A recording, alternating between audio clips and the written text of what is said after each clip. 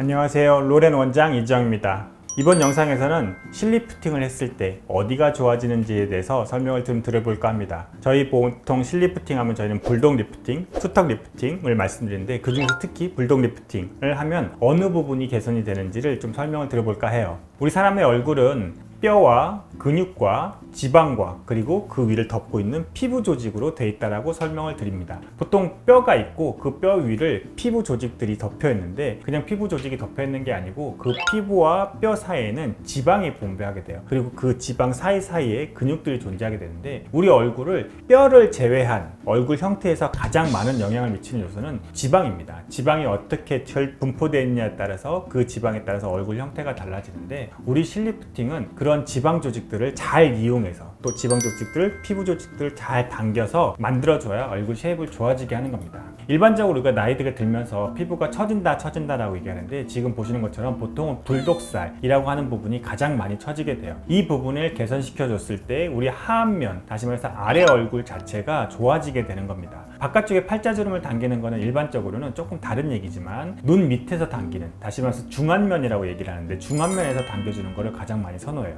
보통 눈 바깥쪽에서부터 입꼬리까지 내려가는 이 선보다 안쪽에 있는 부분을 개선시켜 주는 것이냐 바깥쪽에 있는 얼굴을 개선시켜 줄 것이냐에 따라 좀 다른데 바로 이 바깥쪽에 있는 부분을 많이 개선시켜 드리고 있습니다. 눈 안쪽에 있는 팔자주름을 개선시키기 위해서 가장 좋은 방법은 실은 눈 밑에서 중안면 저상이라고 하는 방법을 이용해서 당겨주는 게 가장 좋긴 한데 실리프팅은 조금 한계가 있어요. 왜냐면 표정 근육이 많다는 얘기는 그만큼 얼굴에 움직임이 많다는 얘기고 그 움직임이 많을 경우에 실은 조금 도움이 되지 않을 수 있어요. 그래서 항상 실리프팅은 바깥쪽을 많이 걸게 되고 바깥쪽을 하다 보니까 결국 불독살을 좋아지게 하는 겁니다. 저희가 안면 거상을 할 때도 마찬가지로 절개해서 바깥쪽 얼굴을 먼저 좋아지게 하고 그 다음에 안쪽을 좋아지게 하는 거거든요. 그래서 저희는 항상 불독 리프팅을 할 때 제일 먼저 보는 게 바로 이 불독살입니다. 불독살을 당길 때 크게 4가지 방향으로 당기게 돼요. 제일 처음에 먼저 불독살 자체를 실로 당겨주게 됩니다. 그렇게 당겨주고 나면 이 지방이 위쪽으로 당겨지면서 바깥쪽에 있는 부분에 피부가 모여지게 되거든요. 이제 그거를 다시 위쪽으로 올려서 더 펴주고 그 다음에 바깥쪽으로 다시 당겨서 또 당겨서 펴주는,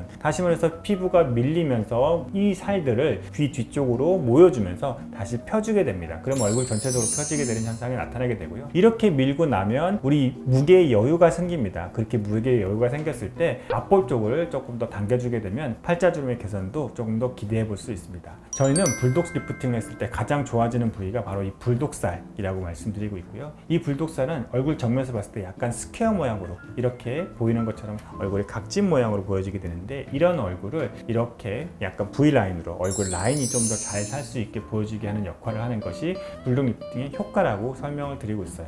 보시는 사진이 실제적으로 불독 리프팅 할 때 실을 걸어주는 위치인데 좀 전에 말씀드린 것처럼 불독살 부위에서 실을 당겨주어서 피부를 먼저 당겨주면 여기 부분에 지방이 모이게 됩니다. 피부 자체의 조직이 많이 모이게 되고 이 피부 조직이 모였을 때 그 부분을 위쪽으로 그리고 아래쪽으로 좀 당겨주게 되면 이 부분이 펴지고 여기 부분이 펴지면서 얼굴이 전체적으로 펴져지는 효과를 나타낼 수 있고요. 그러면서 바깥쪽에 있는 우리 피부 조직을 조금 더 당겨주게 되면 전체적으로 얼굴이 펴지면서 얼굴이 좀 더 좋아지게 되는 모습을 볼 수가 있습니다. 불독 리프팅을 했을 때 이렇게 많은 부분이 좋아지는데 불독 리프팅 단독 시술이 효과를 잘 낼 수 있으면 너무 좋겠어요. 하지만 우리 얼굴은 그렇게 간단하지 않거든요. 지방이 많은 부분도 있을 수 있고요. 그 다음에 어떤 분은 지방이 오히려 너무 꺼져서 주름이 생긴 부분도 있을 수 있어요. 그리고 얼굴 쪽에 바깥쪽을 당겨줘도 입술 자체의 모양이 보기 좋지 않으면 좀 당김이나 좀 더 동안적인 모습이 보기 좋은 모습이 좀 덜 될 수 있어요. 그래서 그런 부분들을 각각 해결해 주기 위해서 저희는 불독 리프팅과 동시에 지금 말씀드렸던 여러 가지 것들을 시술을 같이 동시에 진행하는 경우도 꽤 많습니다.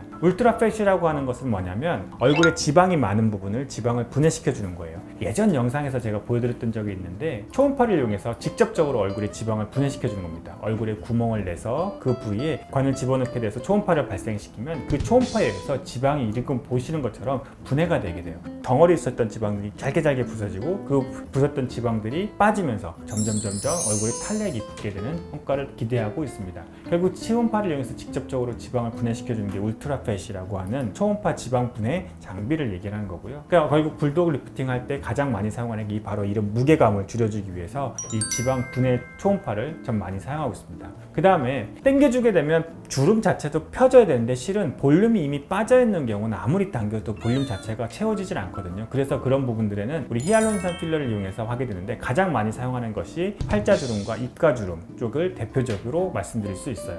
그 다음에 이제 입술, 보통 나이가 들면서 점점점 입술이 안쪽으로 말려 들어가게 되거든요. 그렇게 입술이 말려 들어갔을 때는 좀 더 보기 좋은 모습이 안 되기 때문에 뭐 노면스 입꼬리 필러라든지 아니면 입꼬리 결체법 등을 이용해서 입술 성형을 같이 동시에 진행하는 경우도 많고요. 그 다음에 이제 우리 톡신을 얼굴 전체적으로 좀 넣게 되면 붓기가 생기는 것들을 많이 예방해 줄 수 있습니다. 그리고 간혹 사각턱 근육이 과하게 발달하신 분들이 있어요. 또는 침샘, 기미샘이라든지 턱밑샘이 발달하셨던 분들은 우리 톡신을 이용해서 그 부분의 사이즈를 줄여주면 아무래도 리프팅 효과가 좀 더 잘 나타날 수 있게 됐다고 보여지고요. 피부 자체가 너무 얇으신 분들, 잔주름이 좀 많은 분들은 스킨 부스터를 동시에 이용해서 피부의 탄력들을 강화시켜주고 있습니다.